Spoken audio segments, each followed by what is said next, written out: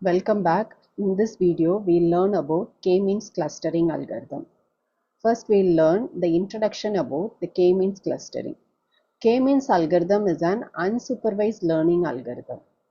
Consider given a data set of items with certain features and values. For these features, the algorithm will categorize the items into k groups or clusters of similarity.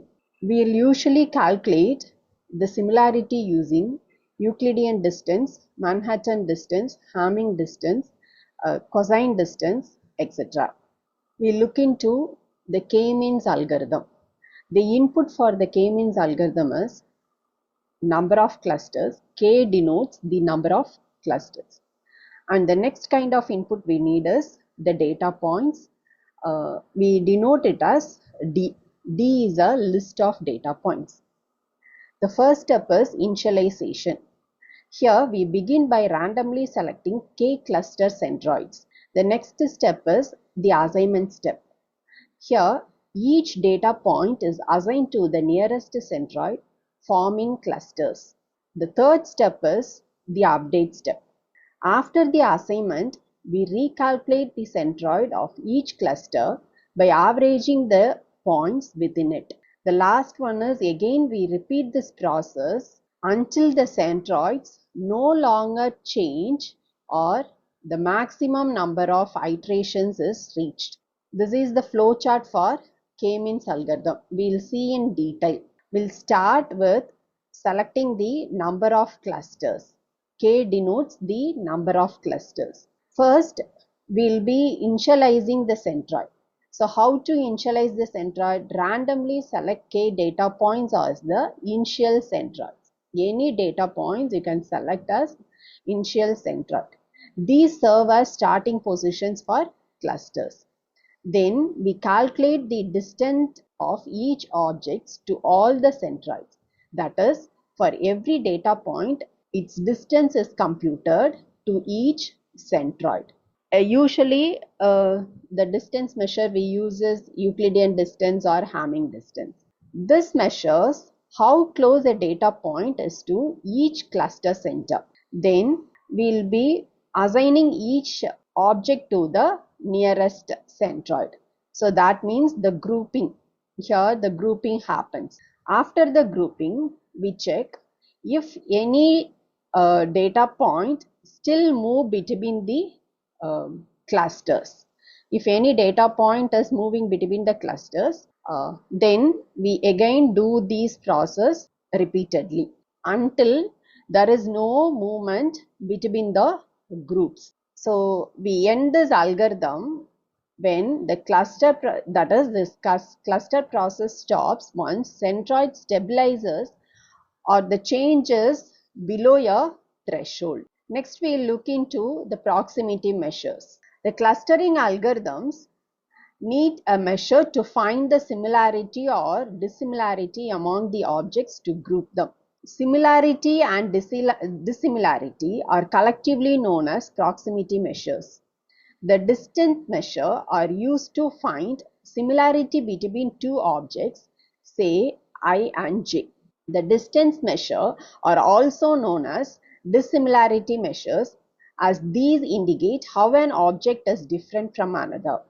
Measures like cosine similarity indicate the similarity among the objects. Distance measures and similarity measures are two sides of the same coin, as more distance indicates more similarity and vice versa.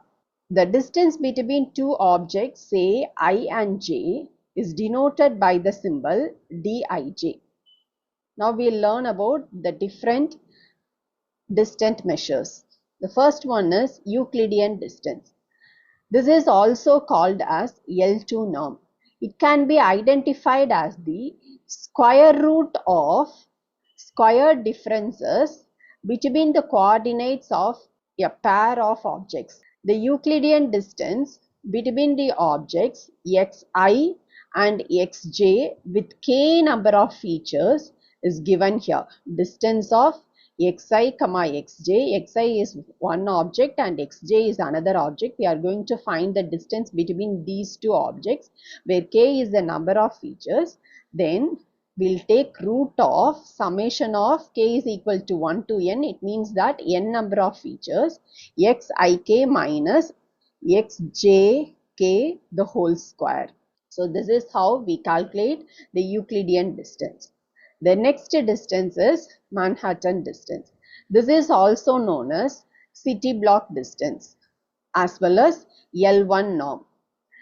Here we calculate the distance between two objects xi and xj as summation of k equal to 1 to n, where k is number of features. Here we will find the absolute difference between xik and xjk. Then Sebeziv distance. Here this is also known as L infinity norm or L max norm. This distance we will calculate as between the two objects xi and xj as maximum of k modulus of xik minus xjk. It means that it is the absolute difference. The next one is Minkowski distance. The Minkowski distance is calculated between the two objects xi and xj as summation of, for k number of features, xik minus xjk modulus of r power 1 divided by r. This is actually a generalized metric, and this can be calculated for Euclidean distance as well as for Manhattan distance or Sebeziv distance based on the r value. It depends on the r value. Now we will look into certain examples how to calculate the distance between the objects. Here the coordinates of the objects are given. The first object is in 0, 3 and the second object is in 5, 8. It means that this is x1, y1 and 5, 3, 5, 8 is x2, y2. Now we are going to find the Euclidean distance. So how to find the Euclidean distance?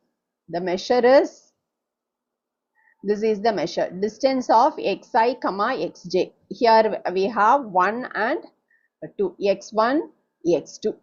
So here we have two features, 0 and 3. In the second object we have two features, 5 and 8. So k is 2. So we need to rewrite this. How to rewrite it? X1 minus x2 the whole square plus y1 minus y2 the whole square. So that is how this will be redefined. So now we substitute it. So we will get root of 0 minus 5 the whole square plus 3 minus 8 the whole square. So we will get root of 50, which is equal to 7.07. So this is this value 7.07 is the Euclidean distance between these two objects. Similarly, we calculate the Manhattan distance between these two objects, object 1 and object 2. So we rewrite this, we can rewrite this as 0 minus 5, modulus of 0 minus 5 and modulus of 3 minus 8. It means that the absolute difference. So it is 5 plus 5 is equal to 10. The next one is Sebeziv distance. So how we need to calculate? It is maximum of k, that is for k number of features. Here we have two features. This is the first feature and the second feature. Here also we have first feature and second feature. So we have two features. We rewrite this as maximum of 0 minus 5. This is the first feature with the first feature in the second object. Then the second feature 3 and the second feature 8 in the second object. So 3 minus 8, modulus of 3 minus 8. So it is 5 comma 5, maximum of 5 comma 5. So what is maximum of 5 comma 5? It is 5. 5 is the Sabership distance. This is how we calculate the distance measure. Thank you.